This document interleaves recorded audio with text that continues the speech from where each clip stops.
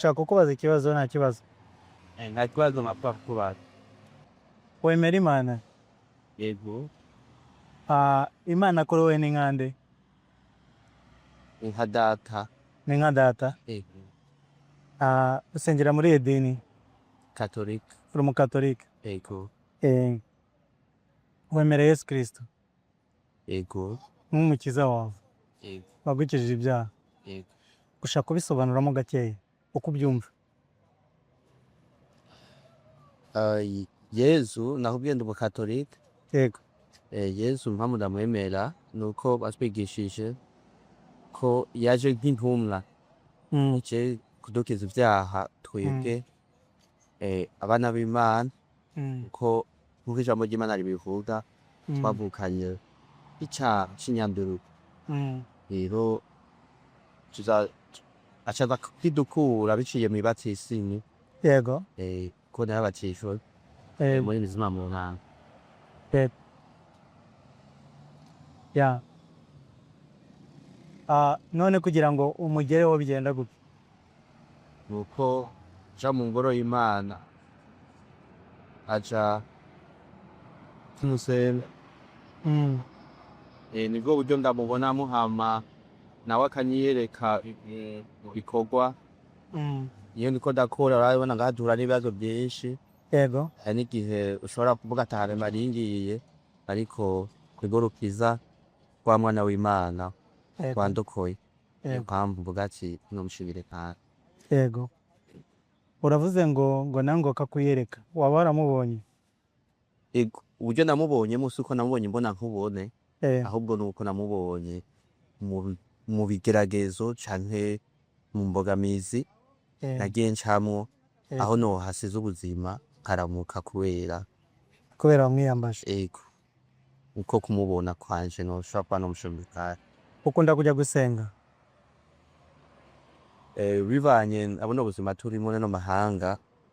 Si kenshi cyane nja hamwe n'abandi mu bushengero ariko ndi mu Uganda fata paya. Yazerekana ijambo ry'Imana. Yego. Nanjye ngusobanura ukuntu mwemera nkurikije n'ukuri kubivuga. Yego. Yesu Kristo ni umwana w'Imana, ntabwo ari intumwa gusa. Yego yaratumwe ariko arenze kuba intumwa, ni umwana w'Imana. Kuko ugiye gusoma muri Matayo ukuntu yavutse adafite se w'umubiri. Yavutse kuri Mariya ariko bavuga ngo se ni umwuka wera. Marayika yaramubwiye ko umwuka w'Imana azamuzaho cyangwa se Roho Mutagatifu niko muri Katolika babyita. Yego. Umwuka azaza amujyeho hanyuma atwite inda abyara umwana w'umuhungu. Azamwita Emmanuel, Imana iri kumwe natwe. Noneho ugiye no kurana n'ukuntu Yosefu yashidikanyije yanga gutwara Mariya umudamu we, Marayika akamwereka aramubwiye ngo iriya ndatwite ni y'umwuka wera, ni ya Roho Mutagatifu. Yesu rero yavuye ku Mana direct. Ni umuntu nkatwe yavutse nk'abantu ariko nta se afite hano ku isi. Yavuye ku Mana direct, ni umwana w'Imana. Yego. Ukuntu akiza abantu ibyaha bisaba ko iyo umajije kumenya ukuntu isi imeze nabi, isi yapfuye yangiritse, ukamenya ko ariyo makiriro yonyine dufite, umuhungiraho ukamuhamagara ukamwitaho ukamuhamagara ugasenga ukamuhamagara.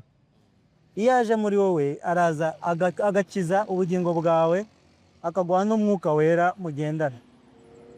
Uwo mwuka wera rero tugendana cyangwa se Roho Mutagatifu tugendana nayo ni ituyobora ikadukosora ahantu dukosheje, ikatwigisha kwihana, ikatwigisha kubaha Imana ku buryo mbese dusigara tumeze nk'abantu badakora ibyaha. Uri kubyumva? Yego. Nshobora gusoma imirongo mikeya muri Bibiliya niba wemeye. Nta kibazo. Urabona nka hano muri reka ndebe Bibiliya y'Abagatolika bariyo nkoresha iyi ngiyi.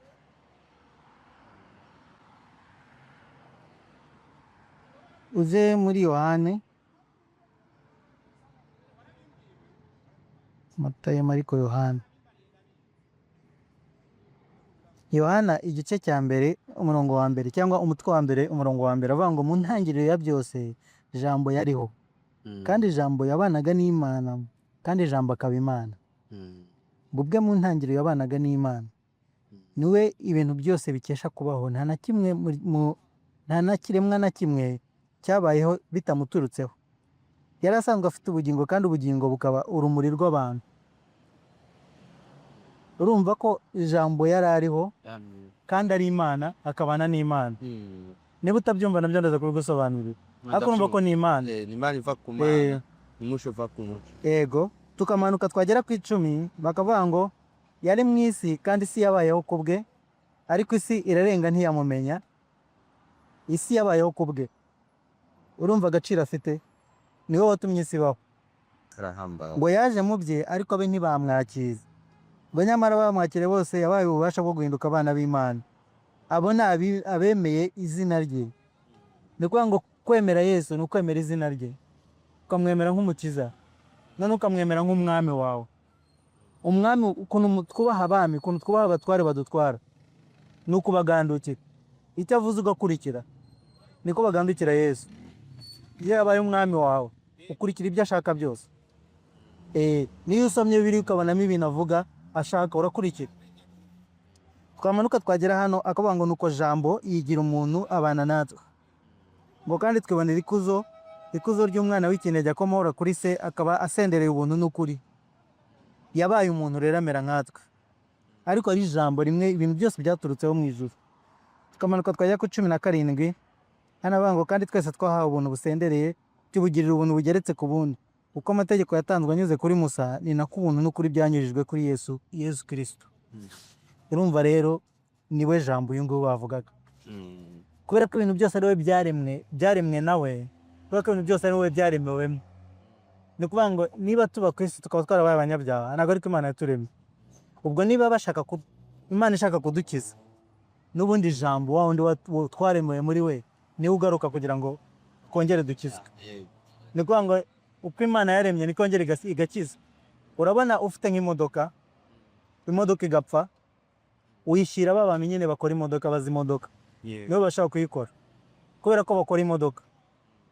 Iyo umwenda ucitse ushyira abatayeri, kubera ko abatayeri nibo bakora imyenda, abadozi, kandi barayisana. Imana nayo rero wa wundi waremye ibintu niwe ukoreshwa kugira ngo ibintu bikire. Bacire kubyumva.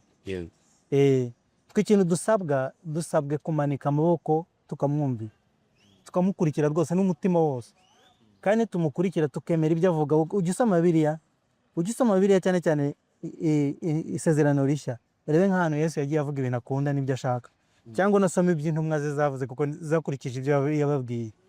Biriya byose ubikurikije ukamukurikira, kwanza utangiye kumukurikira umwuka w'Imana ahita aza muri wowe. Iyo umwuka w'Imana aje muri wowe akavuga ukumva, kuko avuga nk'umwuka. Iyo avuze ukumva ugakurikira, aba inshuti yawe, agatangira kugendana nawe, agatangira kukwigisha ibintu byose Yesu ashaka. Ku buryo arakujyana akugira mutagatifu, akakugira umuntu utunganye, wumvira Imana, ugendana n'Imana. Noneho umuntu wumvira Imana arongera agasubirana ya kamere y'Imana imwe Imana yaturemanye. Iyo uyisubiranye uba umuntu w'Imana nyine, ukaba umwana w'Imana, ubwo watangiye kuba mu bwami bw'Imana. Iyo Imana ije, Imana niza guca urubanza ntabwo izareba ibintu byinshi, izareba umuntu ufite umwuka w'Imana. Nta kindi. Baravuga ngo kuko ngo Paul yaravuze ngo ninde wamenya ibyo undi muntu atekereza keretse umwuka wa wundi nyine umurimo. Arongera avuga ngo n'iby'Imana nuko bimeze, nta wamenya iby'Imana itekereza keretse umwuka wayo. Arongera avuga ngo niyo mpamvu Imana yaduhaye umwuka wayo kugira ngo tumenye ibyo itekereza, tumenye ibyo ikunda, tubikurikire, tumenye kubaha Imana.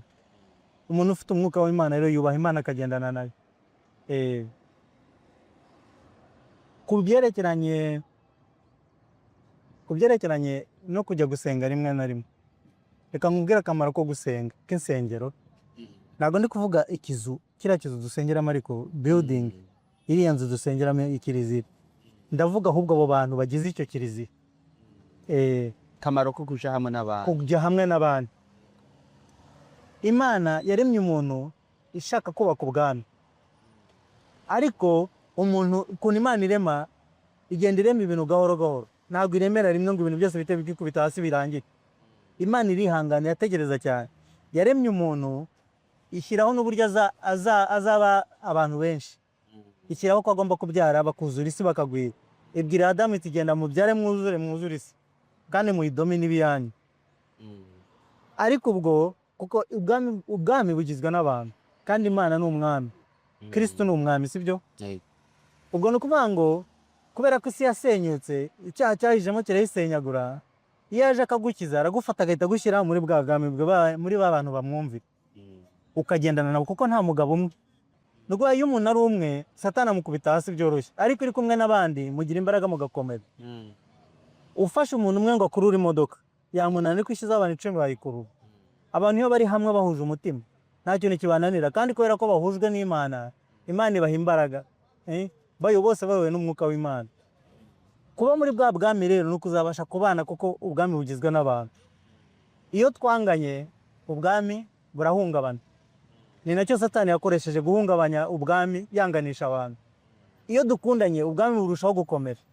Nuwivana mu bandi uzagira imbaraga nkeya, uzanaba, kuko iyo usigaye ari wenyine Satani aragushobora byoroshye. Ikindi nanone reka nkwereka kandi kantu, ngiye kukwereka ikintu kigusha abantu. Urabona aka gashusho? Aka gashusho nibyo kurya dufite bimwe twita bya naturel. Aka gashusho uri kukareba, ibintu byose niyo mpamvu tubyita naturel, ni ukubera ko nta na kimwe cyakozwe n'abantu. Kandi ibintu ubirekeye muri nature wumva icyo ari cyo? Ndashumisha. Ibi bintu birekeye muri nature byakwibeshaho, byabaho byonyine. Izi nyanya zamera, inyamaswa zose nta nyamaswa yaremanye kubanyana natwe. Tubishatse zakwibera hanze. Urazi nko muri Kongo bajya bavuga ngo muri Kongo inkoko n'ihene ntabwo ziba mu rugo, zibera mu gisambu, iyo abantu bashaka kuzirya bagenda bakazifata. Amafi yibera mu mazi. Ibi biti byose byamera amazi ari ahantu atabase. Ariko kubera ko dufite ubwoba bw'ubuzima, reka nkwereke ukuntu ubwoba bw'ubuzima bwaje. Adamu yanze kumvira Imana.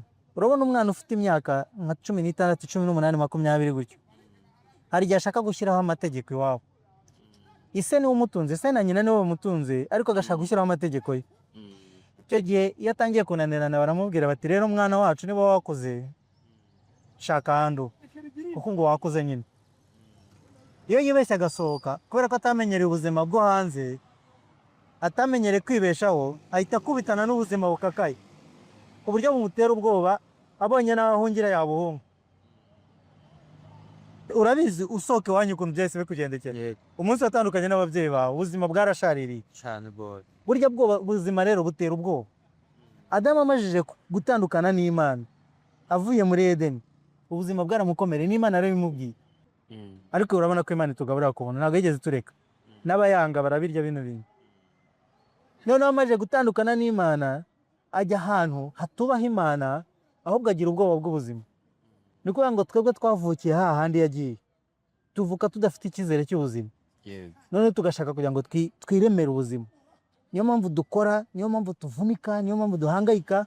Tuba dushaka kugira ngo dukore ikintu gitanga amahirwe y'ubuzima, twubaka ubukire, cyangwa se mbese ikintu kiguha icyizere cy'ubuzima. Kandi ntituzi ko Imana ari itanga ubuzima. Noneho muri uko gukora icyo kintu cy'icyizere n'ibiki, niho usanga tubangamirana. Niba ufite nk'amafaranga urabona ko yafite, iyo urangaye ndayatwara, kuko ayo mafaranga nizeye ko azasunika nk'ukwezi kumwe.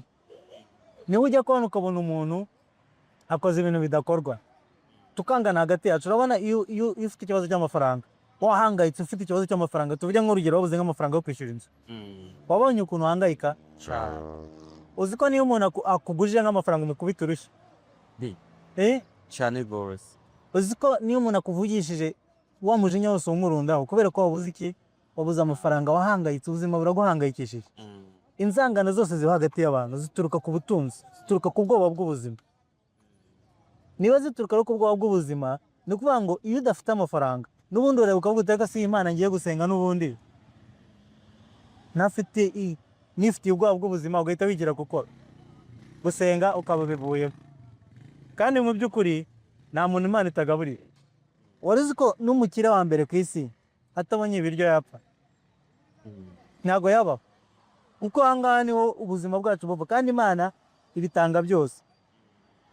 Uze gusoma muri Matayo ibice 6 umurongo wa 24 kugeza kwa 34.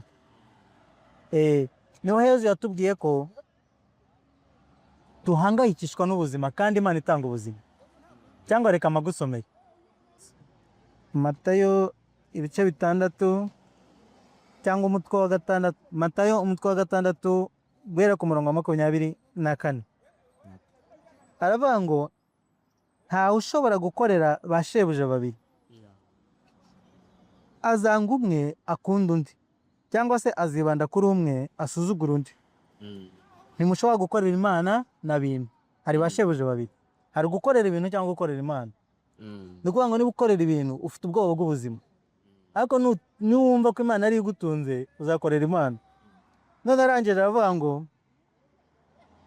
ngo nicyo gituma mbabwira nti mwihagarikwe imitima nuko muzamera ari ku bibatunga cyangwa uburyo muzambika imibiri yanyu. Ubugingo se ntiburuta ibyo kurya? Umubiri se nturuta umwambaro? Nimurebe inyoni zo mu kirere, ntizibiba, ntizisarura, ntizihunika mu bigega, nyamara so wo mu ijoro arazigaburira. Mwebwe se ntimuzitambukije agaciro? Ninde muri mwe nawe yahagarika umutima ate washobora kugira icyo yongera mu bugingo bwe? Imyambaro yose yo yabahagarika iki imitima? Nimwitegereze indabo zo mu gasozi uko zikura, ntiziruha ntiziboha. Nyamara ndababwira ko Salomoni mu bukire bwe bwose atigeze yambara na rumwe muri zo. Niba Imana yambika ityo ibyatsi byo mu murima kiriho none, ejo kikazatabwa mu muriro cyumye, nyine urumva kiba cyumye, mwe ntizabarengerezaho mwabemera gato mwe? Urumva ko twise abemera gato, dore ko duhangayikishwa n'ibyo kurya n'ibyo kwambara n'ibyo kunywa. Ngo mwibunze rero imitima muvuga ngo tuzarya iki, tuzanywa iki, cyangwa tuzambara iki?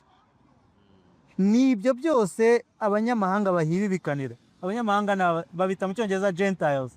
Gentiles bari abantu batari Abayisiraheli. Ubwo urumva nyine ni abanyamahanga kuko bari muri Isiraheli. Abanyamahanga bivuga abatari Abayisiraheli kuko Abayisiraheli nibo bemeraga Imana. Kuko ngo ni abanyabyaha, abantu batemera Imana. Nicyo ashaka kuvuga. Ngo abanyabyaha se bo ntago bahibikana bino bintu? Ngo mwibihibibikanira kuko n'abanyabyaha ari byo birukanyira abantu batemera Imana n'ibyo bashaka. Ngo so wo mu ijuru azi ko byose mubikeneye. Ngo ahubwo mbere na mbere nimuharanire ingoma n'ubutungane bwayo, naho ibindi byose muzabigerekerwaho. Mwiterwa impagarara n'ibyejo, umunsi w'ejo uzana n'impagarara zawo. Umuruho wa buri munsi urahagije. Urumva ko rero natwe dufite ukwemera. Yatubwiye ngo ntiduhangayikishijwe n'ibiryo, ahubwo duhangayikira ubwami, Imana izatugaburira. Ibindi byose biziza. Akazi rero ntikakakubuze kwigira gusenga. Ubundi se arya amasaha 2 wagombye kujya gusenga, ugakwepa ukajya kukazikorera ngahe? Ntabwo azakugira umukire, kandi warangije kwitandukanya n'Imana, kuko urabona ko ntawe usenga abami babiri. Yesu yabigize neza, yatubwiye ngo ni Imana na bintu. Ntugahangayike umutima kuko nta muntu upfa kubera ko atariye. Hari umugabo tubana yambwiye ko yafunze iminsi 40, ariko yanywaga amazi. Iyo unywa amazi ushaka kumara nk'iminsi, ushaka kugeza no mu minsi 40, unywa amazi buri kanya, ariko ntabwo umubiri wawe nta kintu uba nagushaka gupfa. Kandi amazi ari ahantu hose. Urumva ko duhangayikira ibyo kurya bikadutandukanya n'Imana. Kandi iyo uhangayikiye ibintu nanone bituma wangana n'abantu. Nicyo kintu bishatse kuvuga. Ni kuba rero tuganira ibintu bibiri. Tuganire kuri Yesu, ukuntu akiza abantu, ko ibintu byose ari we byaremewemo, utamufite utakira. Kandi ko yamaze kugukiza aguha umwuka wo kukuyobora. Icya kabiri tuganiriye ku kujya mu iteraniro ry'abandi, aho abandi bateraniye. Kuko niko Imana irimo kubaka ubwami, iri kugenda izana abantu hamwe batatanye, ibahuriza hamwe. Iryo torero ryayo rero, cyangwa se iyo church yayo, iyobowe n'umwuka wera. Ntuzajye kure yayo, ntuzangayikishwe n'ibyo kurya. Iyo wakoreye amafaranga n'utayakoreye birangana. nta muntu, hari abantu benshi cyane badakora babayeho, ujya wikuramo burya bwoba, akazi uri gukora ni Imana ikaguhaye ariko bigakorana imitima ibiri, kora utekereza Imana gusa, urebe ngo ibintu byose birizana, ntuzagira no gushidikanya na kumwe. Igihe cy'Imana ugihe Imana kandi ukore izikorera gushize kuri aka kazi, ibintu byose bizagenda neza. Amen, amen. Urakoze cyane, Imana ivume umugisha. Namwe neza.